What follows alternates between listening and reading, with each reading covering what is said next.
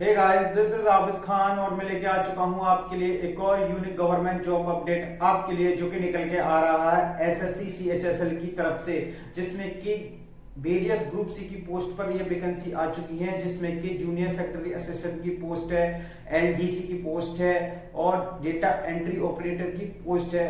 दोस्तों, ये पोस्ट जो है ग्रुप सी की पोस्ट है, ऑल इंडिया की वैकेंसी है, मेल और फीमेल दोनों ही कैंडिडेट इस पोस्टों के लिए एलिजिबल हैं। मैं जानता हूं दोस्तों कि आप इस रिक्रूटमेंट का काफी दिनों से इंतजार कर रहे थे कि कब से इसके फॉर्म फिल होना शुरू होंगे। तो दोस्तों, वो घड़ी आ चुकी है, इसके फॉर्म फिल होना शुरू हो चुके हैं और इसका जो रिक्रूटमेंट का जो प्रोसेस है वो काफी फास्ट प्रोसेस है।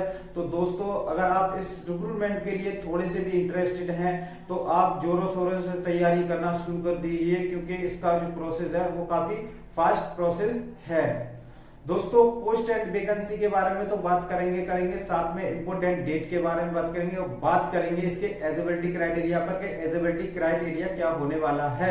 एलिजिबिलिटी क्राइटेरिया में सबसे पहले एज लिमिट के बारे में बात करेंगे, फिर बात करेंगे क्वालिफिकेशन के बारे में, बात करेंगे इसके एग्जाम पैटर्न के बारे में कि इसका एग्जाम पैटर्न क्या होने वाला है, और बात करेंगे सबसे इंपोर्टेंट इसकी सैलरी के बारे में कि आफ्टर सिलेक्शन के बाद आपको सैलरी क्या मिलने वाली है। उसके बाद job profile, job location and इसके एग्जाम सेंटर के बारे में बात करने वाले हैं। तो आप थोड़े से भी इंटरेस्टेड हैं तो वीडियो को लास्ट तक देखना, क्योंकि वीडियो आपके लिए बहुत ही इंपोर्टेंट होने वाली है। तो दोस्तों, जैसा कि मैंने आपको पहले शुरू में बता दिया कि ये नोटिफिकेशन जो आया वो एसएससी सीएचएसएल की तरफ से आया है, जिसमें कि ग्रुप सी की पोस्ट पर ये वैकेंसी आई हुई है। तो दोस्तों, बिना किसी देरी के चलिए वीडियो को शुरू कर लेते हैं। तो सबसे पहले हम जो करेंगे इसमें टोटल वैकेंसी के बारे में बात करेंगे कि इसमें टोटल वैकेंसी कितनी आई हुई है। मैंने इसकी एक पहले ही भी वीडियो बनाई थी, मैंने पहले भी उस वीडियो में बताया था कि इसमें जो टोटल वैकेंसी जो आएंगी वो लगभग 4000 के समथिंग आएंगी। तो दोस्तों, इसमें जो टोटल जो वैकेंसी आई हुई है वो 3712 वैकेंसी आई है, जो कि काफी लार्ज नंबर में वैकेंसी है, काफी अच्छी वैकेंसी है। इससे पहले मैंने कभी इतनी वैकेंसी नहीं देखी, ये बहुत ही अच्छी वैकेंसी है और काफी अच्छी वैकेंसी आई हुई है। तो चलिए दोस्तों, बात कर लेते हैं अब एज लिमिट के बारे में कि एज लिमिट क्या रखी गई है। तो दोस्तों, इसमें जो मिनिमम एज जो मांगी गई है वो 18 साल है एंड मैक्सिमम एज जो मांगी गई है वो 27 साल मांगी गई है। अब बात कर लेते हैं एज रिलैक्सेशन के बारे में कि एज रिलैक्सेशन कितना मिलने वाला है। तो ओबीसी वालों के लिए 3 साल का एज रिलैक्सेशन मिलेगा, वहीं एससी एंड एसटी वालों के लिए 5 साल का एज रिलैक्सेशन रखा गया है। तो चलिए दोस्तों, बात कर लेते हैं क्वालिफिकेशन के बारे में कि इसमें क्वालिफिकेशन क्या मांगी गई है। तो क्वालिफिकेशन काफी इजी है, कोई भी क्रिटिकल नहीं है।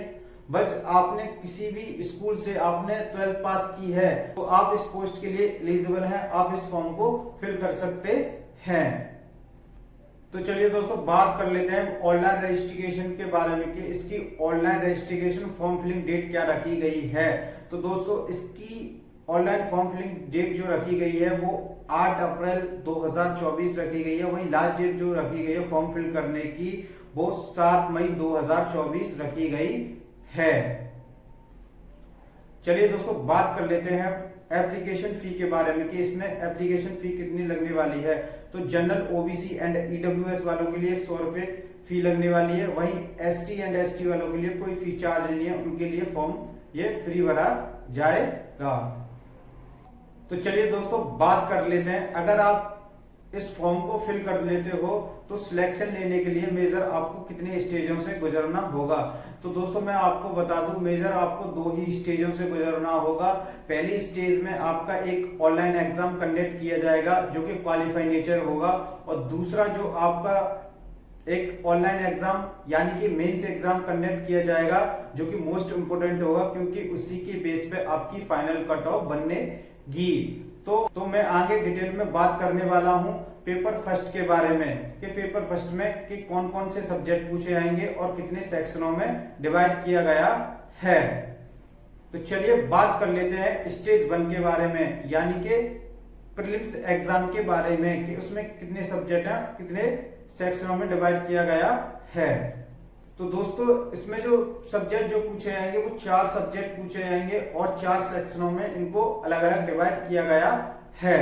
तो पहला सब्जेक्ट जो पूछा जाएगा वो हमसे जनरल इंग्लिश पूछा जाएगा, जिसमें कि हमारे 25 क्वेश्चन होंगे और 50 मार्क्स के होंगे। प्रत्येक क्वेश्चन जो होगा हमारा 2 नंबर का होगा। वहीं दूसरा सब्जेक्ट जो पूछा जाएगा वो रीजनिंग पूछा जाएगा, इसमें भी 25 क्वेश्चन होंगे और 50 मार्क्स के होंगे। और वहीं तीसरा सब्जेक्ट जो पूछा जाएगा वो क्वांटिटेटिव एप्टीट्यूड पूछा जाएगा, जिसमें कि हमारे 25 क्वेश्चन होंगे और 50 मार्क्स के होंगे। और चौथा सब्जेक्ट जो पूछा जाएगा वो जनरल अवेयरनेस पूछा जाएगा, जिसमें कि हमारे 25 क्वेश्चन होंगे और 50 मार्क्स के होंगे। ओवरऑल ये पेपर जो होगा दोस्तों 1 घंटे का पेपर होगा और इसमें जो टोटल मार्क्स होंगे वो 200 मार्क्स होंगे और टोटल क्वेश्चन जो होंगे वो 100 क्वेश्चन होंगे। और इसमें जो नेगेटिव मार्किंग रखी गई है वो 1/3 की नेगेटिव मार्किंग रखी गई है। दोस्तों मैं आपको बता दूं, पेपर देने के बाद आपकी एक कैटेगरी वाइज एक कट ऑफ बनाई जाएगी। अगर आप उस कैटेगरी वाइज कट ऑफ को पास कर लोगे तो स्टेज 1 के एग्जाम को आप पास कर जाओगे। और मैं आपको बता दूं, ये स्टेज 1 का जो एग्जाम है ये ओनली क्वालिफाई नेचर है। इसके मार्क्स जो है फाइनल मेरिट पे इफेक्ट नहीं करने वाले, ओनली ये क्वालिफाई नेचर है। बस आपको क्वालिफाई करना है ताकि आप सेकंड स्टेज एग्जाम दे सको। तो चलिए दोस्तों बात कर लेते हैं सेकंड एग्जाम के बारे में कि आपका सेकंड एग्जाम में क्या पूछा जाएगा। सेकंड एग्जाम मतलब मेंस एग्जाम, कि आपके मेंस एग्जाम में कौन कौन से सब्जेक्ट पूछे जाएंगे और कितने सेक्शनों में डिवाइड किया गया है। दोस्तों इसमें जो पहला जो सब्जेक्ट पूछा जाएगा वो मैथ पूछा जाएगा, जिसमें कि 30 क्वेश्चन होंगे और 90 मार्क्स के होंगे और प्रत्येक क्वेश्चन जो होगा वो 3 नंबर का होगा। वहीं दूसरा जो सब्जेक्ट पूछा जाएगा सेक्शन ए से वो रीजनिंग पूछा जाएगा, जिसमें कि 30 क्वेश्चन होंगे और 90 मार्क्स से होंगे और ये भी प्रत्येक क्वेश्चन जो है 3 नंबर का होगा। और इस सेक्शन को सॉल्व करने के लिए आपको 2 घंटे दिए जाएंगे और इनके जो सेक्शन ए के जो मार्क्स बनेंगे वो टोटल 180 नंबर बनेंगे। सेक्शन 2 में जो पहला जो सब्जेक्ट पूछा जाएगा दोस्तों वो इंग्लिश पूछा जाएगा, जिसमें कि 40 क्वेश्चन होंगे और प्रत्येक क्वेश्चन 3 नंबर का होगा। ओवरऑल इसके जो मार्क्स बनेंगे वो 120 नंबर बनेंगे। वहीं सेक्शन बी में दूसरा सब्जेक्ट जो पूछा जाएगा वो जनरल अवेयरनेस पूछा जाएगा, जिसमें कि 20 क्वेश्चन पूछे जाएंगे। प्रत्येक क्वेश्चन ये भी 3 नंबर का होगा और इसके मार्क्स जो बनेंगे वो 60 मार्क्स बनेंगे। ओवरऑल इन दोनों के सब्जेक्ट के सेक्शन बी के दोनों सब्जेक्ट के जो मार्क्स बनेंगे वो 180 नंबर बनेंगे और इसको जो सॉल्व करने को जो आपको टाइम मिलेगा वो 1 घंटा मिलेगा। दोस्तों सेक्शन सी में जो आपका पहला सब्जेक्ट जो पूछा जाएगा वो कंप्यूटर पूछा जाएगा, जिसमें कि आपके 15 क्वेश्चन पूछे जाएंगे और प्रत्येक क्वेश्चन ये भी 3 नंबर का होगा और इसके जो मार्क्स बनेंगे वो 45 नंबर बनेंगे।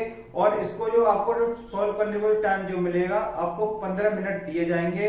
और दोस्तों मैं आपको बता दूं, ये कंप्यूटर वाला पार्ट जो है ओनली क्वालिफाई नेचर है, बस आपको क्वालिफाई करना है। इसके मार्क्स जो है फाइनल मेरिट पे इफेक्ट नहीं करने वाले हैं। कंप्यूटर का ही जैसे आप सेक्शन खत्म करोगे जस्ट इसके बाद आपकी टाइपिंग टेस्ट शुरू हो जाएगा, जो कि सेक्शन 3 में ही पूछा जाएगा। आपका जो टाइपिंग टेस्ट जो होगा दोस्तों वो 2 पोस्टों के लिए अलग अलग है। जूनियर सेक्रेटरी असिस्टेंट का 10 मिनट का टाइपिंग टेस्ट है और एलडीसी का भी 10 मिनट का टाइपिंग टेस्ट है और डीईओ मतलब डेटा एंट्री ऑपरेटर का जो टाइपिंग टेस्ट है वो दोस्तों 15 मिनट का टाइपिंग टेस्ट है, क्योंकि डीईओ मतलब डेटा एंट्री ऑपरेटर की पोस्ट जो है वो एलडीसी और जूनियर सेक्रेटरी असिस्टेंट की लेवल से थोड़ी ऊंची पोस्ट है, वो हायर पोस्ट है, इसलिए उसका जो टाइपिंग टेस्ट जो होगा वो 15 मिनट का होगा और थोड़ा इससे डिफरेंट होगा। और इन दोनों पोस्टों का जो इजिली जो जैसे होते हैं टाइपिंग टेस्ट वैसे ही टाइपिंग टेस्ट होंगे और इस 10 मिनट का टाइपिंग टेस्ट होगा। और इसकी जो टाइपिंग की जो स्पीड जो मांगी गई है वो 35 वर्ड्स पर मिनट मांगी गई है और हिंदी की जो मांगी गई है वो 30 वर्ड्स पर मिनट मांगी गई है। दोनों में सेम क्राइटेरिया सेम स्पीड मांगी गई है। जो डेटा एंट्री ऑपरेटर का जो टाइपिंग टेस्ट जो होगा वो आपसे एंट्री से रिलेटेड ही कुछ टाइपिंग करवाएंगे, ज्यादा कुछ खास नहीं होने वाला, वो भी इजी होगा, घबराने की कोई जरूरत नहीं है, वो भी इजीली टेस्ट होगा। दोस्तों बात कर लेते हैं फाइनल मेरिट के बारे में कि फाइनल मेरिट किस बेस पे बनेगी। दोस्तों मैं आपको बता दूं कि आपकी फाइनल मेरिट जो है वो सेक्शन ए यानी कि मैथ एंड रीजनिंग के मार्क्स एंड सेक्शन 2 में जो कि इंग्लिश एंड जीए के मार्क्स 180 नंबर मैथ के और रीजनिंग के, 180 नंबर इंग्लिश एंड जीए के, ओवरऑल 360 नंबर हो गए। आपकी जो फाइनल जो मेरिट जो बनेगी दोस्तों वो 360 नंबर के ही बेस पे बनेगी दोस्तों। इसकी भी एक कैटेगरी वाइज एक कट ऑफ जारी की जाएगी। अगर आप उस कैटेगरी वाइज कट ऑफ को पास कर लोगे तो आपका फाइनल सिलेक्शन जो है कि इन पोस्टों में से किसी पे हो जाएगा। दोस्तों मैं आपको बता दूं, इसका जो टाइपिंग टेस्ट है वो भी क्वालिफाई है, बस आपको क्वालिफाई करना है। तो फाइनली दोस्तों बात कर लेते हैं अब सैलरी के बारे में कि आपकी सैलरी आफ्टर सिलेक्शन के बाद आपको कितनी मिलने वाली है। तो सबसे पहले हम junior secretary assistant and LDC की पोस्ट की सैलरी के बारे में बात करने वाले हैं दोस्तों। इन दोनों पोस्टों का जो ग्रेड पे जो है वो 1900 ग्रेड पे की ये दोनों पोस्ट हैं। तो जो आपको ओवरऑल सारे डीआरएल अलाउंस मिला के जो आपको इन दोनों की पोस्टों की जो सैलरी जो मिलेगी वो समथिंग 35,000 रुपए पर मंथ आपको सैलरी मिलेगी। तो बात कर लेते हैं डेटा एंट्री ऑपरेटर की पोस्ट की सैलरी के बारे में कि इसकी सैलरी क्या रहने वाली है। तो दोस्तों मैंने आपको पहले ही बताया ये थोड़ी हाई लेवल की पोस्ट है और इसकी सैलरी जो होगी वो LDC and junior secretary assistant की पोस्ट की सैलरी से ज्यादा इसकी सैलरी होगी। और इसका जो ग्रेड पे जो है इस पोस्ट का वो 2400 ग्रेड पे वाली पोस्ट है ये। तो इसकी जो सैलरी मिलेगी वो आपको दोस्तों समथिंग 45,000 रुपए पर मंथ सैलरी मिलेगी। इसकी भी सैलरी जो काफी अच्छी सैलरी है, बेहतरीन सैलरी है और ये पोस्ट जो है काफी अच्छी पोस्ट है। तो चलिए दोस्तों बात कर लेते हैं अब जॉब प्रोफाइल के बारे में। सैलरी के बारे में तो बात कर ली, अब बात कर लेते हैं कि आपको सिलेक्शन के बाद कि आपको काम क्या करना पड़ेगा। तो दोस्तों आपको पोस्टों से पता पड़ रहा होगा कि आपका जो काम रहेगा वो ऑफिस ही रहेगा, 9 to 5 आपका काम रहेगा। बस आपको एक कंप्यूटर दे दिया जाएगा, बस आपको कंप्यूटर से रिलेटेड ही, ऑफिस से रिलेटेड ही काम करना, कोई फील्ड का काम नहीं है, कोई कुछ नहीं है, बस आपको कंप्यूटर पे ही काम करना पड़ेगा, ऑफिस वर्क ही काम करना पड़ेगा। दोस्तों बात कर लेते हैं जॉब लोकेशन के बारे में कि इसकी जॉब लोकेशन क्या रहने वाली है। तो दोस्तों इसकी जॉब लोकेशन जो रहने वाली है ऑल इंडिया की वैकेंसी है, तो इसकी जो जॉब लोकेशन रहेगी वो ऑल इंडिया में ही रहेगी। दोस्तों बात कर लेते हैं एग्जाम सेंटर के बारे में कि इसका एग्जाम सेंटर कहाँ रहने वाला है। तो मैं आपको बता दूं दोस्तों, आप जिस स्टेट से, आप जिस शहर से इस फॉर्म को फिल करोगे तो आपके नजदीकी उसी शहर में आपको आपका एग्जाम सेंटर देखने को मिल जाएगा। तो उम्मीद करता हूं दोस्तों मैंने इस रिक्रूटमेंट के रिगार्डिंग आपके सारे डाउट क्लियर कर दिए होंगे। अगर आपको फिर भी कोई क्वेरी है, फिर भी कोई डाउट है तो आप मुझे इंस्टाग्राम पे डीएम कर देना। मेरी इंस्टाग्राम आईडी है सरकारी नौकरी वाले भैया, आप मुझे वहां पर डीएम कर देना अगर आपकी फिर भी कोई क्वेरी है। तो मिलते हैं नेक्स्ट वीडियो में, जब तक के लिए जय हिंद।